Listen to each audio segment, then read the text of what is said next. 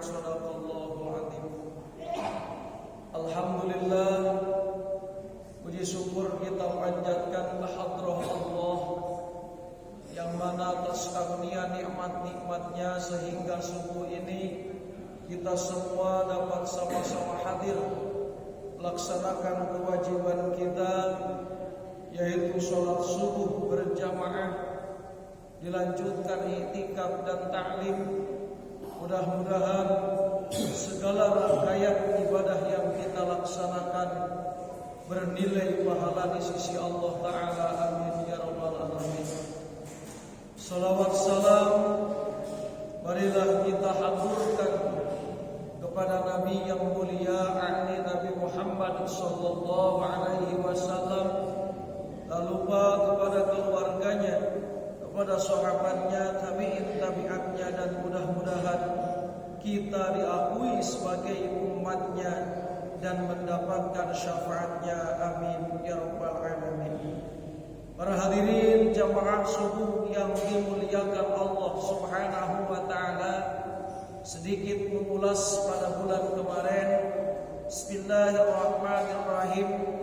Min alamati mautil qalbi adamul husni ala ma fataka minal muwafiqat wa tarkun nadami ala ma fa'altahu min wujudiz zalal. Setengah tanda hati kita mati, yaitu tidak ada rasanya sedih, tidak ada rasanya penyesalan kalau kita ketinggalan ibadah. Sekali lagi, merujuk kepada hadis Nabi, an-nasu niyam idza matu intabahu. Manusia ini hatinya banyak yang tidur, hatinya banyak yang lupa, hatinya banyak yang lalai. Kalau sudah datang kematian, baru dia sadar. Nah, supaya kita paham apakah hati kita ini mati, apakah hati kita ini ada koneksi hubungan batiniah kepada Allah, apakah hati kita ini hidup, maka kita renungkan, karena ini ada tanda-tandanya. Di antara tanda hati kita mati itu, yang pertama, adamul huzni ala ma fataka minal muwafiqat. Tidak ada rasa penyesalan kalau kita ketinggalan ibadah.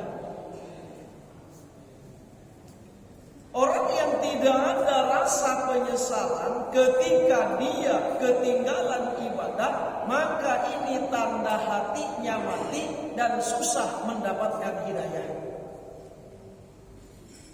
Susah masuknya petunjuk kepada orang yang hatinya mati, karena fi qulubihim maradun wa zadahumullahu maradun.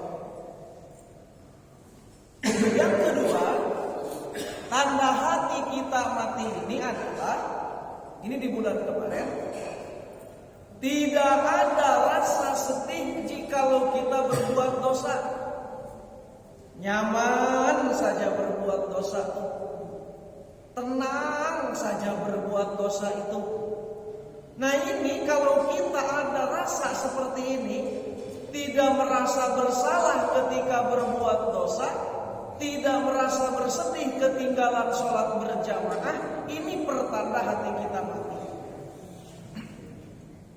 Karena orang yang hatinya hidup, misalnya saja ibadah yang sunnah, yaitu sunnah muakkad dalam pandangan mazhab Imam Syafi'i, ada yang mengatakan sunnah muakkad sholat berjamaah.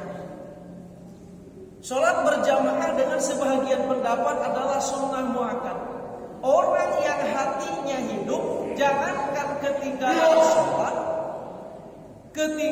sholat berjamaah saja, dengan berjamaah saja dia sudah merasa menyesal.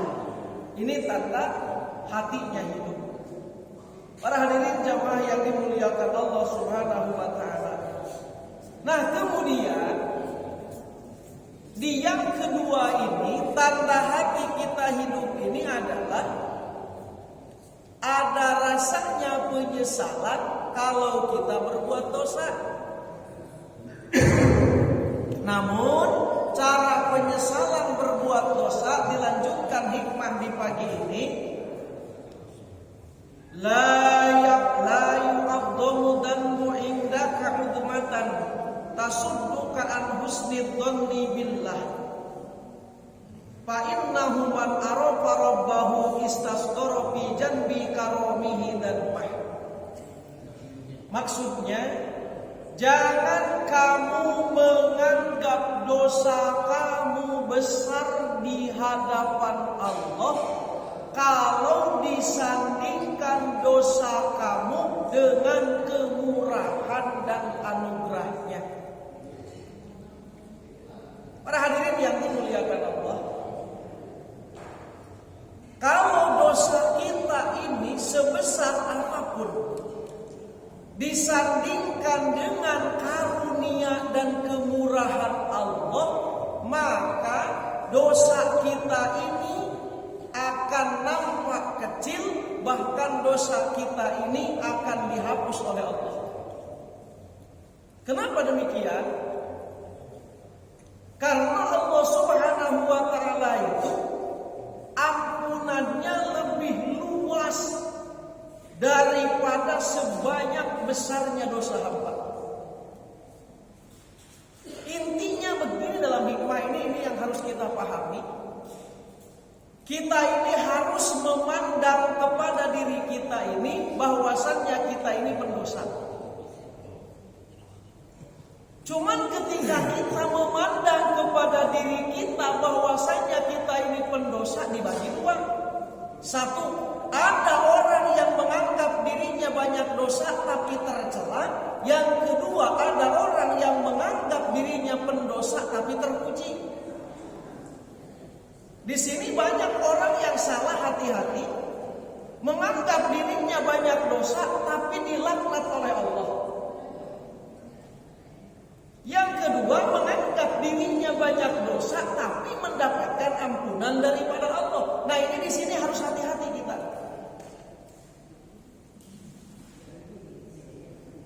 Banyak orang yang menganggap dirinya itu banyak dosa, tapi Allah malah murka, bahkan lebih murka daripada perbuatan dosanya. Yang kedua, banyak orang yang menganggap dirinya banyak dosa dan dia ini mendapatkan ampunan daripada Allah Subhanahu wa taala. Jadi sekali lagi ini sangat penting, sangat sensitif bagi kita. Kita sebagai orang yang beriman, kita sebagai orang yang pendosa harus mengakui di hadapan Allah kita banyak dosa. Tapi mengakui banyak dosa di hadapan Allah, ada yang tercela, yang kedua ada yang terpuji. Yang pertama, mari kita bahas yang tercela dulu. Mana yang tercela ketika diri kita menganggap diri kita banyak dosa? Yang tercela begini, ketika kita menganggap diri kita banyak dosa, merasa kita ini dosa sudah membunuh, kemudian kita menganggap Allah tidak mengampuni dosa aku lagi karena terlalu banyak. Ini adalah menganggap diri banyak dosa yang tercela. Kenapa? Karena dia buruk sangka kepada Allah bahwasannya Allah tidak akan mengampuni lagi. Ini hati-hati ya mas. Jangan pernah kita menganggap bahwasannya Allah tidak akan mengampuni dosa hambanya kalau bertaubat kepada Allah. Dulu dalam Sahih Bukhari riwayatkan begini, ada seseorang telah membunuh 99 orang. Dia datang kepada seorang rahib. Wahai rahib, saya punya dosa besar. Saya punya dosa telah membunuh 99 orang. Apakah kalau saya bertaubat kepada Allah, Allah akan mengampuni dosa? Seorang rahib menjawab, dosa kamu terlalu banyak, Allah tidak akan mengampuni lagi dosa kamu. Marah seseorang ini, dibunuhlah seorang rahib tadi, genaplah dia membunuh 100 orang. Kemudian dia datang kepada seorang alim, wahai orang alim, saya telah membunuh 100 orang. Apakah kalau saya bertaubat kepada Allah, Allah akan mengampuni dosa saya? Kata seorang alim, kalau kamu mau bertaubat kepada Allah, Allah pasti akan mengampuni dosa engkau. Cuman syarat kamu harus pindah ke suatu kampung, karena di kampung itu banyak orang yang menyembah Allah. Singkat cerita, berpindahlah seorang ini ke tempat itu. Dia mau bertaubat kepada Allah. Sebelum sampai ke tempat itu, dia sudah meninggal. Dan dosanya diampuni oleh Allah. Jadi ternyata kalau kita taubat kepada Allah, dosa sebesar apapun Allah akan mengampuni kita. Syaratnya kalau kita mau bertaubat kepada Allah. Intinya tidak ada dosa yang besar di hadapan Allah kalau disandingkan dengan karunia dan kemurahan Allah. Kemurahan Allah lebih besar daripada dosa kita. Jadi sekali lagi, menganggap diri kita banyak dosa dibagi dua. Satu, ada yang tercela. Dua, ada yang terpuji. Mana yang tercela? Yang tercela ketika kita menganggap diri kita banyak dosa dan kita menganggap Allah tidak akan mengampuni dosa kita lagi. Itu yang tercela.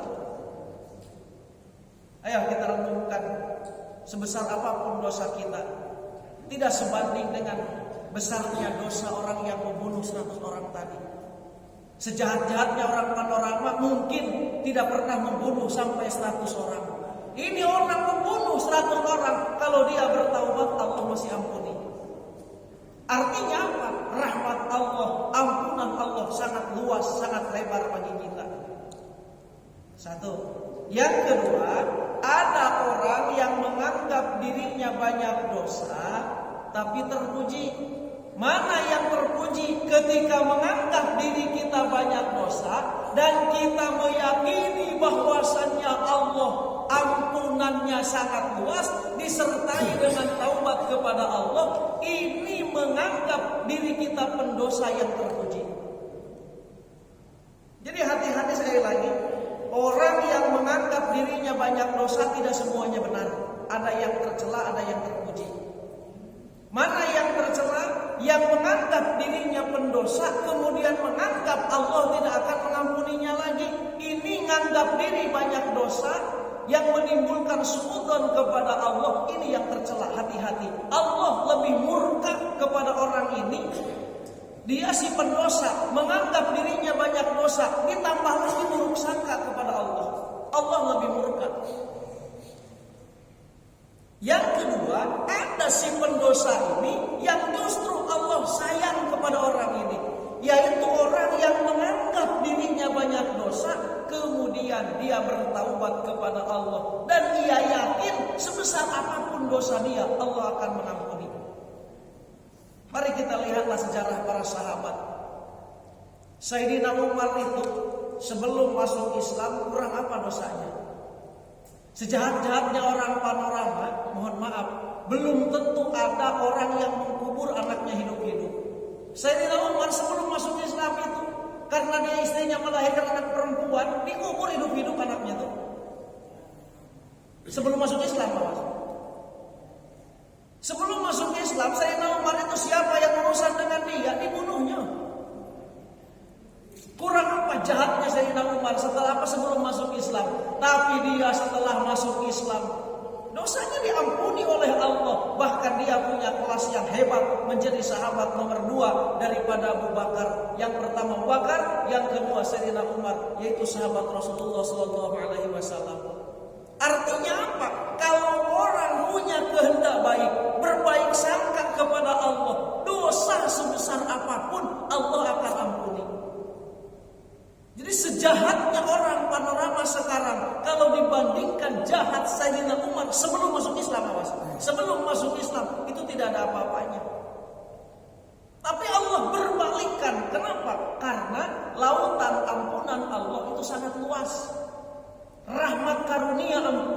sangat luas.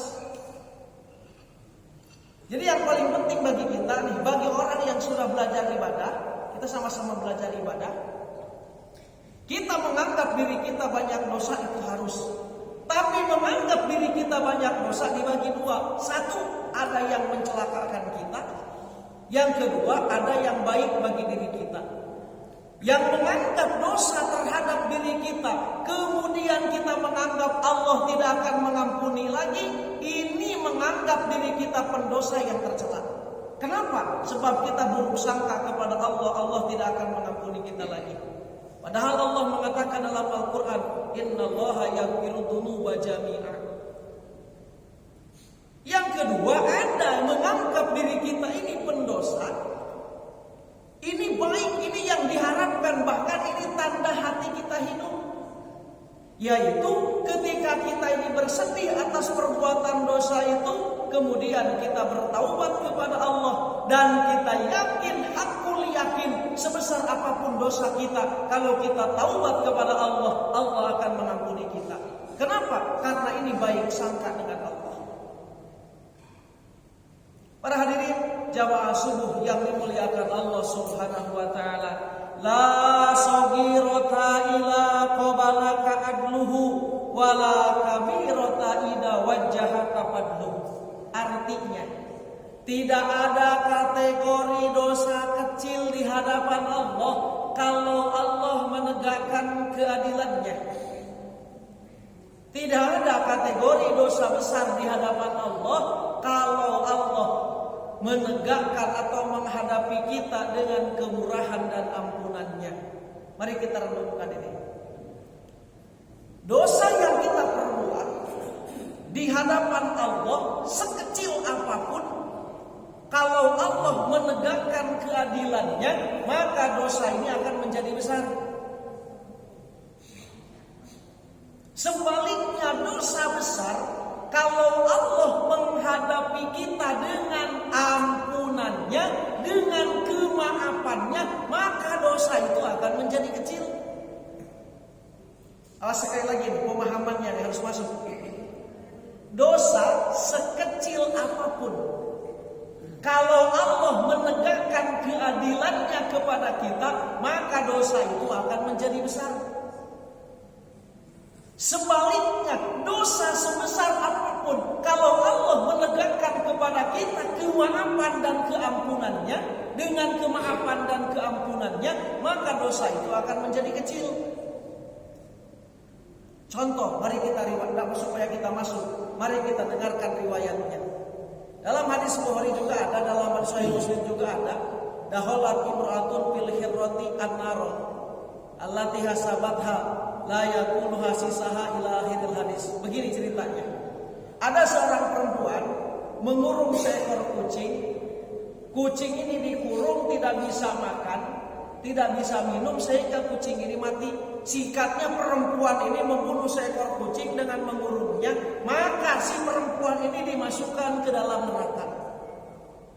Hanya membunuh seekor kucing dimasukkan ke dalam neraka.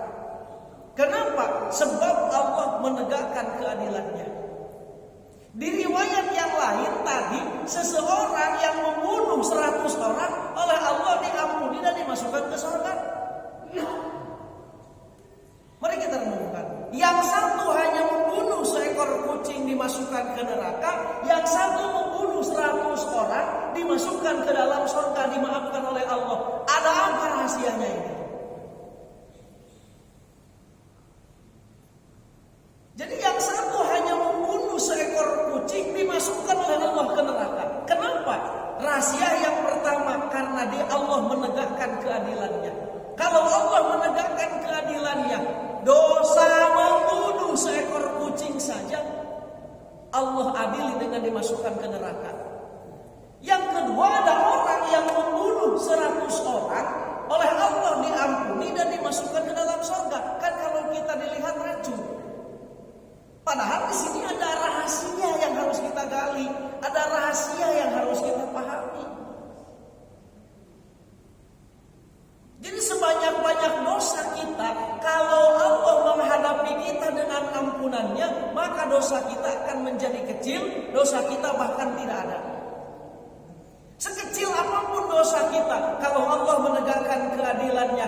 maka dosa kita itu akan menjadi besar. Lalu kita tanya, bagaimana caranya supaya Allah menghadapi kepada kita itu dengan ampunannya? Kalau istilah hukum positif itu, bagaimana caranya supaya Pak Hakim menghadapi kita itu dengan memberikan hukuman yang ringan? Mungkin ada kalau istilah penjara itu hukum remisi lah, kurang lebih begitu. Bagaimana caranya supaya kita dapat remisi lah, kurang lebih begitu. Kalau di hukum positif kita, ini nanti di hadapan Allah ini bagaimana caranya supaya Allah menghadapi kita ini dengan kemaafannya? Kita ini pendosa besar. Kita ini banyak dosa.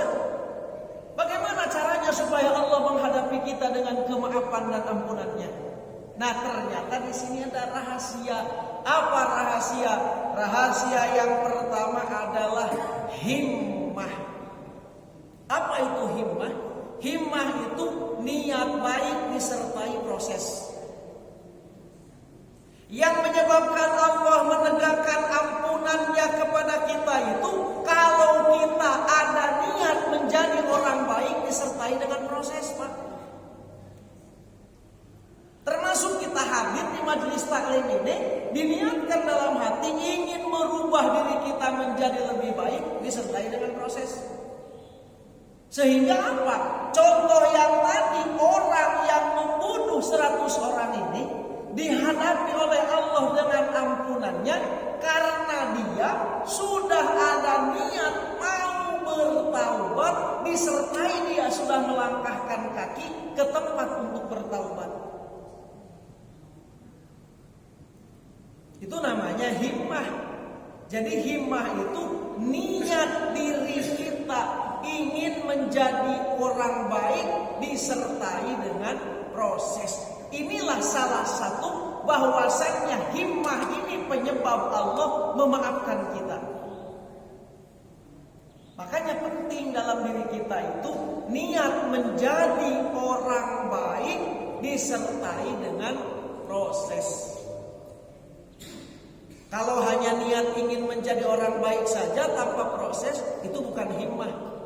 Aku juga sudah niat menjadi ahli ibadah, tapi pas kedengar azan tidak berangkat sholat, itu bukan himmah. Para hadirin yang dimuliakan Allah, jadi penting sekali lagi. Kalau Allah menegakkan keadilannya kepada kita, contoh tadi membunuh seekor kucing saja masuk neraka. Kalau Allah menegakkan kepada kita dengan keampunannya, orang yang membunuh 100 orang saja Allah maafkan. Apa rahasianya?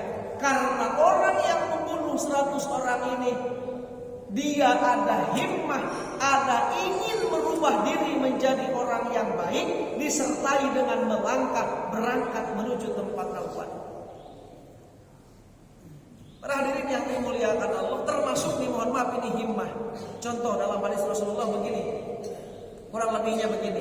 Orang yang sudah wajib haji misalnya, orang yang sudah wajib haji kemudian dia tidak berangkat haji, maka pilihlah matinya, baik mau Yahudi maupun Nasrani. Artinya Allah sangat murka kepada orang yang sudah mampu haji dia tidak berhaji. Ada orang mohon maaf dia sudah mampu berhaji, himmah ingin berangkat haji disertai dengan proses mendaftar. Kemudian dia sudah mendaftar meninggal, tidak sempat melaksanakan ibadah haji. Allah akan menegakkan ampunannya. Kenapa? Karena dia sudah berniat dan dia sudah berproses. Itulah himmah. Yang tadinya Allah murka kepada seorang ini karena tidak berangkat haji, karena dia sudah berniat haji disertai dengan proses dia mendaftar, kemudian dia meninggal, Allah ampuni kemarahannya. Allah hilangkan kemarahannya. Allah ampuni orang itu. Kenapa diampuni? Karena dia sudah berniat disertai dengan proses. Itulah yang menyebabkan Allah memberikan ampunan kepada kita. Dosa sebesar apapun kalau Allah menghadapi kita dengan ampunannya akan menjadi kecil. Sebaliknya dosa sekecil apapun kalau Allah menegakkan keadilannya kepada kita, maka dosa kita akan menjadi besar. Banyak riwayat-riwayat. Ada seseorang datang ke pasar, dia nyari jualan daging. Pas dia megang-megang daging di pasar itu, kemudian dia tidak jadi beli. Seseorang pedagang enek karena orang ini gak jadi beli, udah megang-megang itu daging yang dia jual. Mohon maaf, darah yang nempel di tangan si pembeli tadi yang tidak jadi beli, itu di hari kiamat akan diminta tanggung jawab dan keadilannya. Dimasukkan ke neraka hanya gara-gara mengambil hak orang lain, darah dari daging tadi. Inilah kalau Allah menegakkan keadilannya. Dosa sekecil itu pun dimasukkan ke neraka. Tapi kalau Allah menegakkan keampunannya kepada kita, orang yang membunuh 100 orang saja Allah maafkan. Apa rahasianya sekali lagi?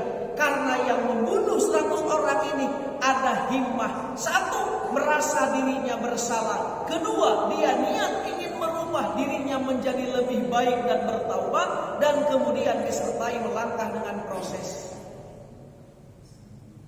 Tapi kenapa tadi orang yang membunuh kucing masuk neraka? Sebab dia merasa tidak bersalah.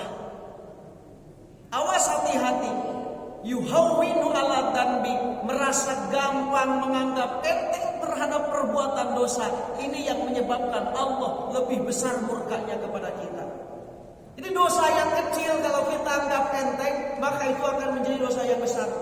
Dosa yang besar kalau kita ada himmah ingin merubah diri kita menjadi baik dan kita bertaubat, maka dosa itu akan menjadi kecil.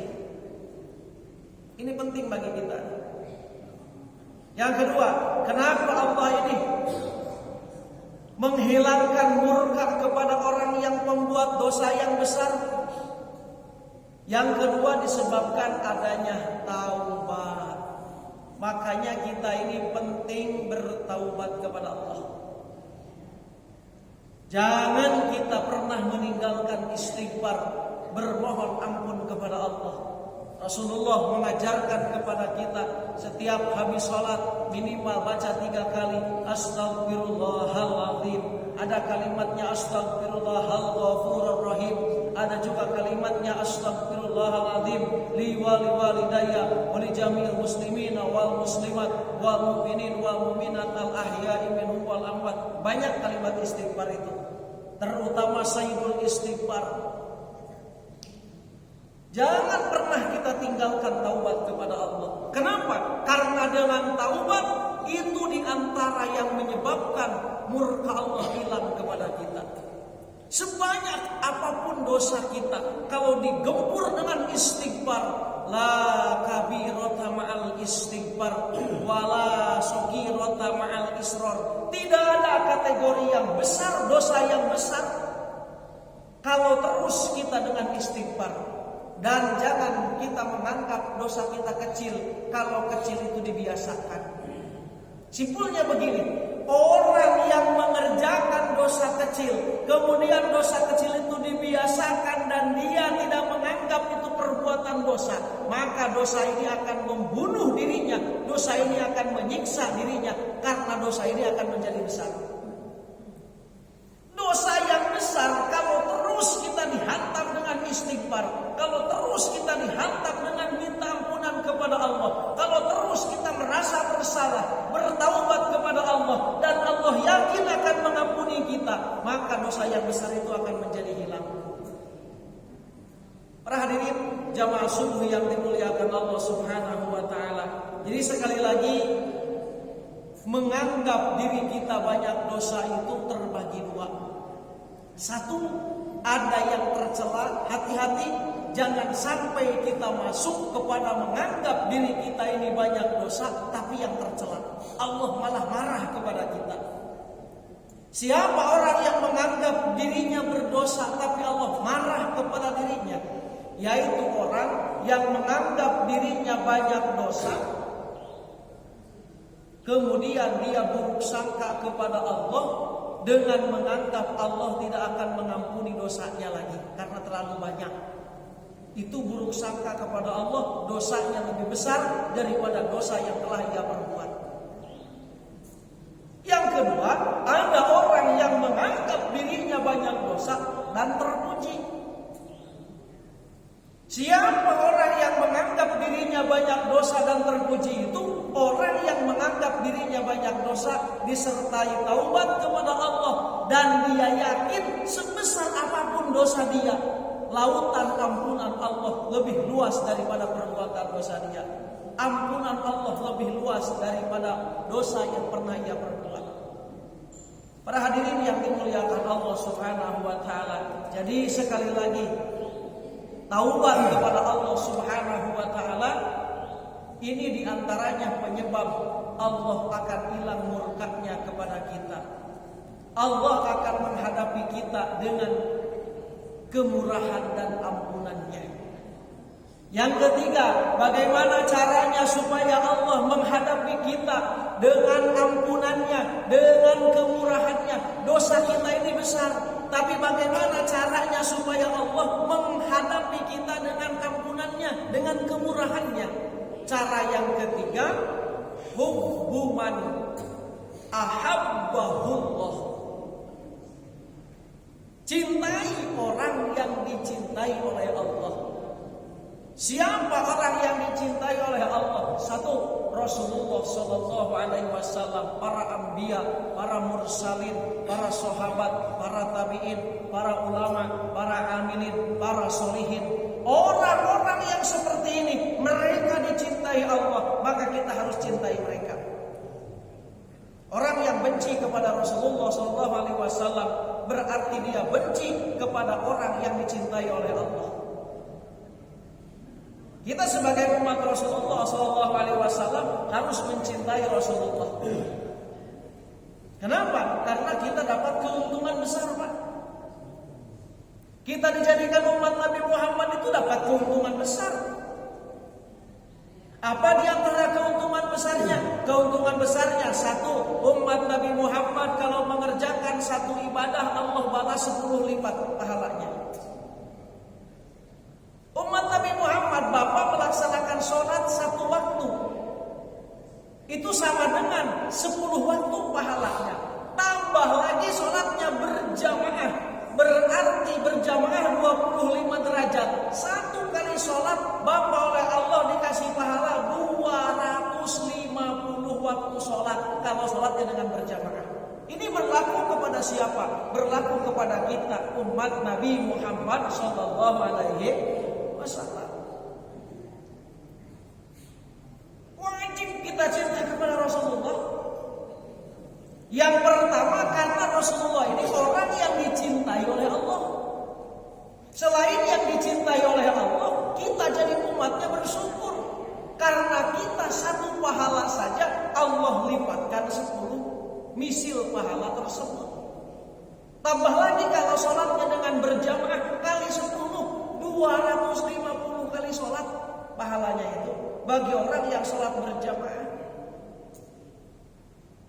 Hadirin yang dimuliakan Allah, yang berkaitan dengan hikmah ini, di antara yang menyebabkan Allah hilang murkanya kepada kita, di antara yang menyebabkan Allah menegakkan ampunannya terhadap dosa-dosa kita, yaitu hubbu man ahabbahullah, mencintai orang yang dicintai oleh Allah.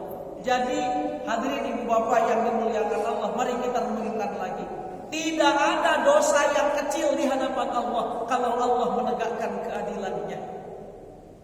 Seseorang membunuh seekor kucing saja dimasukkan ke dalam neraka oleh Allah. Dan tidak ada kategori dosa yang besar kalau Allah menegakkan ampunan dan kemurahannya. Orang yang membunuh 100 orang, kalau dia dapat ampunan daripada Allah, maka dia diampuni dan masuk surga. Apa rahasianya? Ternyata ada rahasia yang harus kita lakukan. Bagaimana caranya supaya Allah menegakkan ampunan kepada kita? Caranya yang pertama adalah himmah. Apa itu himmah? Niat baik disertai dengan proses. Niat kita ingin menjadi orang baik disertai dengan proses. Mari kita renungkan. Kenapa dalam hadis Rasulullah kita disunahkan membunuh cicak? Cicak itu kan dibunuhnya hukumnya sunnah. Orang yang membunuh cicak dapat pahala. Kenapa itu? Ternyata rahasianya begini. Dulu cicak itu ketika Nabi Ibrahim alaihi salam dibakar oleh Raja Namrud, raja yang zalim, si cicak ini ikut niup-niup api supaya besar apinya. Padahal berapa besar coba tiupan cicak? Tidak sedikit pun pengaruh untuk terjadinya api besar itu dengan tiupan cicak. Karena cicak ini mohon maaf tiupannya kecil. Tapi karena dia ada niat himmah, niat buruk disertai dengan proses, makanya cicak disunahkan oleh kita ini dalam ajaran agama kita ini dibunuh oleh kita. Gitu. Yang kedua, kenapa kita tidak boleh membunuh kodok? Awas, hati-hati. Dalam ajaran Islam kita tidak boleh membunuh kodok dengan sia-sia maksudnya. Kenapa? Karena kodok ini ketika Nabi Ibrahim alaihissalam dibakar, dia berusaha memadamkan api dengan menyemburkan ludahnya. Berapa besar ludah kodok ingin memadamkan api yang membakar Nabi Ibrahim? Kan tidak besar.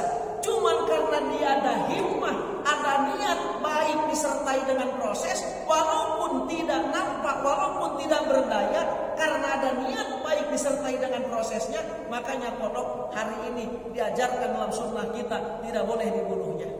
Itulah pentingnya himmah. Himmah itu niat kita ingin berbuat baik disertai dengan proses, walaupun tidak nampak, walaupun pandangan kita itu kecil, dilihat oleh kita ini tidak ada apa-apanya, tapi kalau kita sudah ada niat baik disertai dengan proses, itulah yang menyebabkan Allah menegakkan kepada kita ampunannya. Jadi penting kita ini, niat kita ingin menjadi hafid Al-Quran. Makanya mohon maaf, guru-guru kami tradisi Jawa begini, orang yang sudah umurnya di atas 50 tahun itu disuruh menghafal Al-Quran. Kenapa disuruh menghafal Al-Quran? Supaya kalau dia ini meninggal, posisi dia sedang menghafal Al-Quran. Orang ketika usia sepuh-sepuh itu disuruh sengaja oleh kiai kami itu menghafal Al-Quran. Supaya apa? Supaya dia nanti pas meninggal, posisi dia sedang berjuang menghafal Al-Quran. Ini himmah, Pak. Niat kita ingin menjadi orang baik, niat kita ingin jadi hafiz Al-Quran, disertai dengan proses kita dengan menghafalnya. Maka orang ini meninggal posisinya dalam keadaan orang yang sedang menghafal Al-Quran. Jadi hadirin yang dimuliakan Allah Subhanahu wa taala, ini penting kita ini punya niat diri kita ingin menjadi baik disertai dengan proses. Niat kita ingin jadi ahli ibadah disertai dengan proses. Niat kita ingin menjadi orang yang soleh disertai dengan proses. Ini namanya himmah yang akan menyebabkan Allah menegakkan kepada kita dengan ampunannya, bukan dengan keadilannya. Itu maksud himmah itu. Yang kedua, orang yang oleh Allah akan ditegakkan ampunannya, yaitu orang yang bertaubat kepada Allah.